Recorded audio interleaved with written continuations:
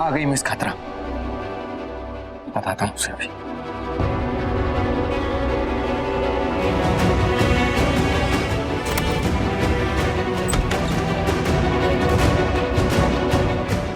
बहुत खुशी मिलती है ना तुम्हें मुझे परेशान करके। देख क्या रही हो गया था मैं परेशान, लेकिन तुम्हारे लिए नहीं, छोटू के लिए। बिना किसी को बताए कहाँ चली गई थी तुम? तो कुछ जरूरी छूट गया था, उसे लेने गई थी। कुछ छूट गया था? तुम सुबह तक वेट नहीं कर सकती थी? और अगर कुछ लाना ही था तो मुझे बोल देती। एक्चुअली तो तुमसे ही पीछे छूट गया था, उसे मैं वापस लेकर आई। क्या?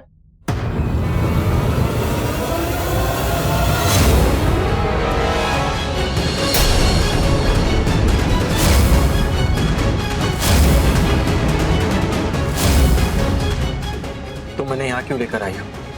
इन्हें यहाँ नहीं होना चाहिए। कब तक सच्चाई छुपाओगे राघव?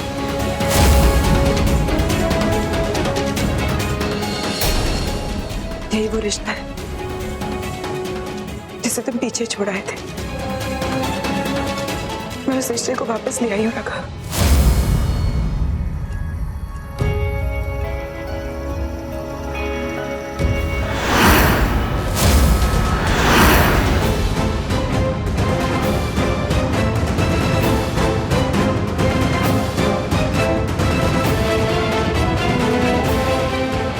मेरे पति चाहते हैं मैं सीमा जी को हमारे घर ले जाऊं।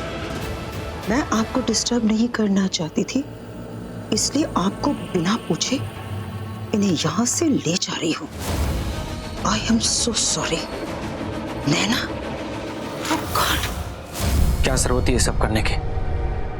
क्यों नहीं करती? तुमने तो अपनी बहन को पहचानने से इनकार कर दिया था। तुम्हें क्या लगा था कि मैं ऐसा होने देती? अपने रिश्तों से मुंह मोड़ लेना तुम्हें ठीक लगता है राघव? हर चीज इतनी आसान नहीं होती, कुछ रिश्तों में बहुत उलझने होती हैं। उलझने किस रिश्ते में नहीं होती राघव? दीदी ने मुझे सब कुछ बता दिया है।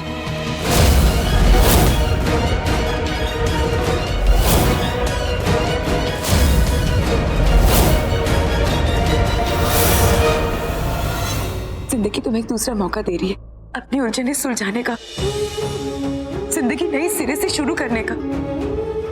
राघव,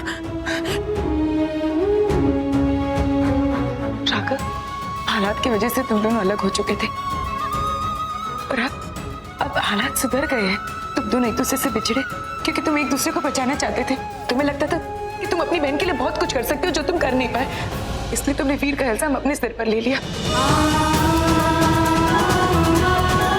राघव,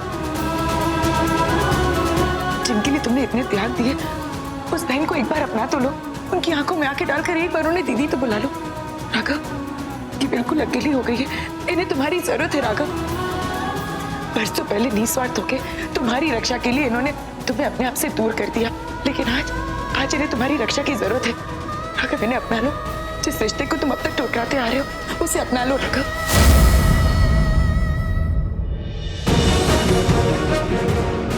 दौलत और शौहरत ने तुम्हें इतना अंधा कर दिया कि तुम अपनों को नहीं पहचानते।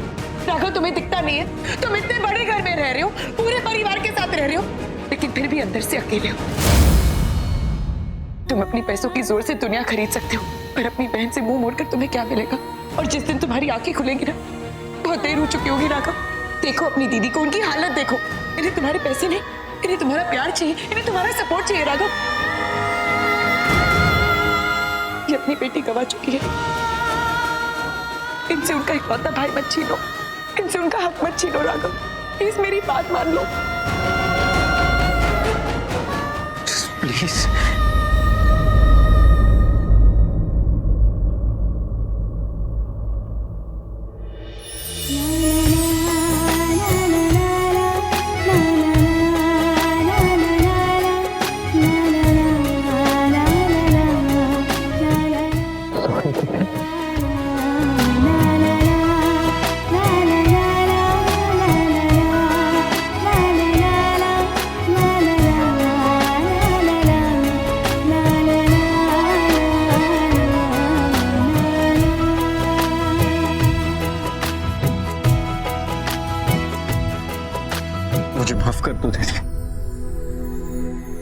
आप नहीं जानती आपके बिना एक एक दिन मैंने कैसे गुजारा। सॉरी दीदी।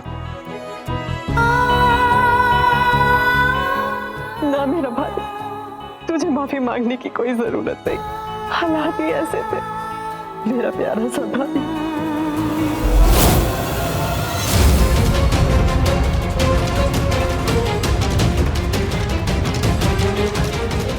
माफी मत मांग मुझसे। ये तुम्हारी बहन है राघव? लेकिन तुमने तो कहा था कि क्या कहा था?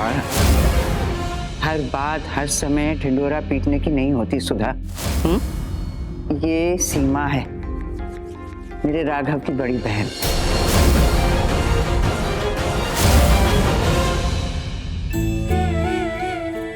बरसों पहले सीमा ने अपना ये छोटा भाई मेरे हाथों सौंपा था और आज मैं इस बहन को उसका भाई सौंप रही हूँ। और अब से सीमा यहीं रहेगी,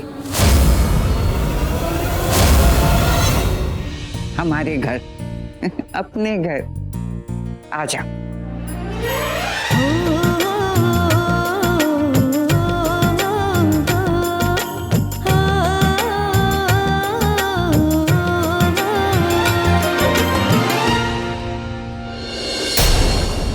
सुधा भाभी, अब ये पगली भिखारिन भी, अब क्या होगा?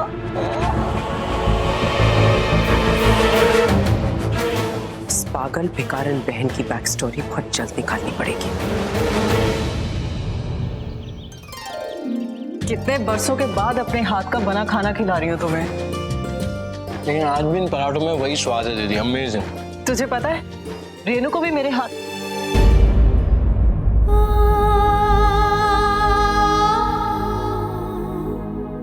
दीदी दीदी प्लीज। नहीं राघव, अपनी बच्ची को भुला नहीं पा रही हूँ मैं, और उसे याद रखकर जी भी नहीं पा रही। कभी कभी लगता है इतना दर्द है मेरे अंदर कि सीना छलनी हो जाएगा और पूरा का पूरा दर्द बाहर उमड़ जाएगा। प्लीज दीदी प्लीज, आपने मुझसे वादा किया था कि आप इस दर्द को बाहर नहीं निकलने देंगे। अगर ये दर्द बाहर निकल गया ना दीदी, तो सबको बाकी का सच भी पता लग सकता है। सो प्लीज, मैं ऐसा होने नहीं दूंगा। दीदी मैं आपका दर्द देख सकता हूँ, लेकिन आपका दर्द बाहर निकले और आपको बर्बाद कर दे ये नहीं देख सकता। प्लीज दीदी। परसों बाद मुझे मेरी दीदी वापस मिली है और मैं उन्हें खोना नहीं चाहता। ठीक कह रहा है तू, बहुत कुछ खोया है हम दोनों ने। मैंने अपनी बच्ची और तूने। दीदी उस रोज आप कह रही थी ना कि किसी और की जान चली जाएगी, उसका क्या मतलब था? मैं नहीं जानती राघव, पता नहीं क्यों उस रात मुझे लगा कि नैना और उसके बच्चे की जान को खतरा है। मैं सो रही थी तो मैंने किसी की बातें सुनी थी। कोई कह रहा था कि नैना और उसका बच्चा बचेंगे नहीं। What? मेरी हालत इतनी खराब थी कि मैं आवाज को अच्छी तरह से पहचान तो नहीं पाई, लेकिन तब मुझे यकीन हो गया था कि नैना की जान को खतरा है, और इसीलिए तो मैं वहां पर आई थी। उस घर में ऐसा कौन है जो चाहता है कि नैना और हमारे बच्चे की जान चली जाए? राघव देख, मैं भी उस दिन ठीक नहीं थी, तो हो सकता है कि मुझे कोई वहम हो गया हो। नहीं दीदी, वो आपका वहम नहीं हो सकता। वहम तो उसके बारे में होता है ना जिसको आप जानते हैं, पहचानते हैं। उस वक्त आप नैना को जानती भी नहीं थी, पहचानती भी नहीं थी। तो देख राघव, ये सब मैं नहीं जानती, मैंने जो कुछ सुना तुझे बता दिया। लेकिन सच्चाई हमें पता करनी होगी दीदी। ये सच मुझे कब से खाए जा रहा है। अब ये सच तभी पता चलेगा जब मैं वहां खुद जाऊंगा।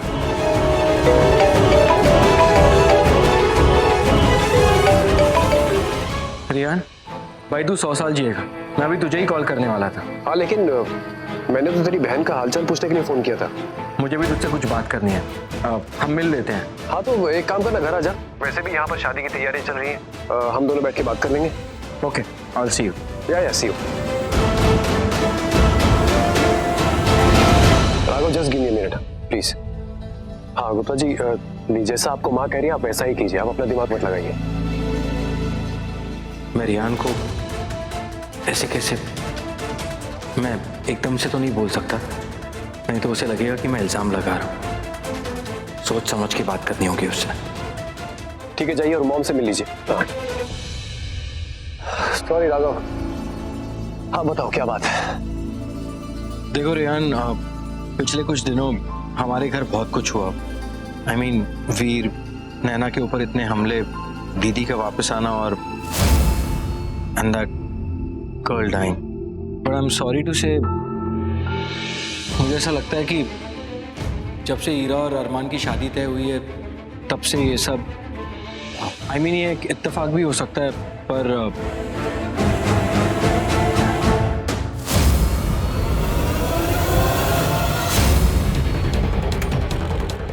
तू किस इत्तेफाक की बात कर रहा है राघव?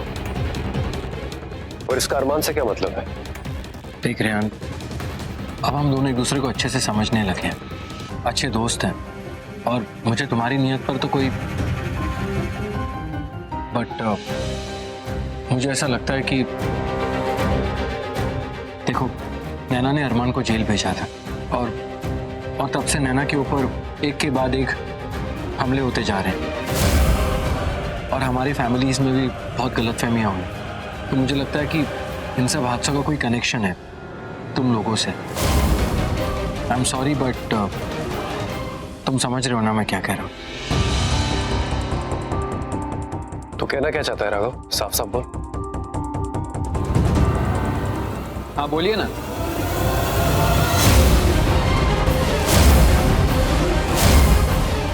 जरा मैं भी तो सुनूं कि आप कहना क्या चाहते हैं। इतनी बार इन्हें अपनी सफाई दे चुका हूं मैं, इससे ज्यादा और क्या करूं कि आपको लगे मुझे मेरी गलती का एहसास है, उसका अफसोस है। बताइए आप। अरमान, हम सिर्फ ये कह भाई रहे थे। प्लीज आप रहने दीजिए, ठीक है? मैं समझ चुका हूं सर। अरमान,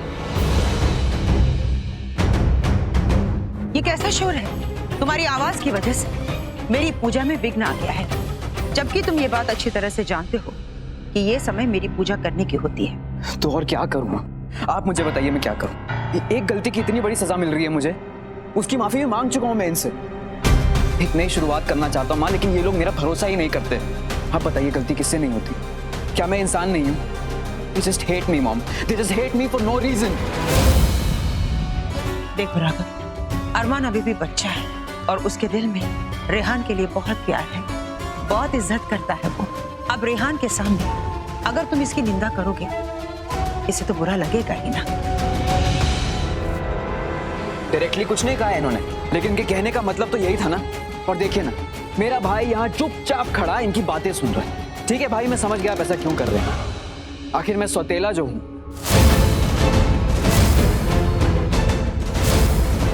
अरमान, सौतेला?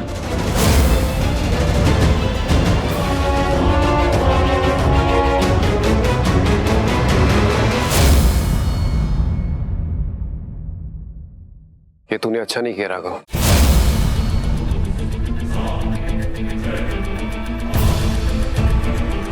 This is not right. तूने मेरी माँ का दिल दुखाया है Raghav. She is my mother, और इस दुनिया में उनके सिवा मेरा कोई नहीं है, और आज तूने उन पे ही उंगली उठाई है। Not right. मैं जानता हूँ अरमान में बचपना है, but he is not a bad guy. तेरे पास कोई वैलिड रीजन नहीं है उस पर शक करने के लिए। तूने अच्छा नहीं किया राघव, अच्छा नहीं किया। एंड आई थिंक इस वक्त मुझे मेरी माँ के पास होना चाहिए। I'll see you later.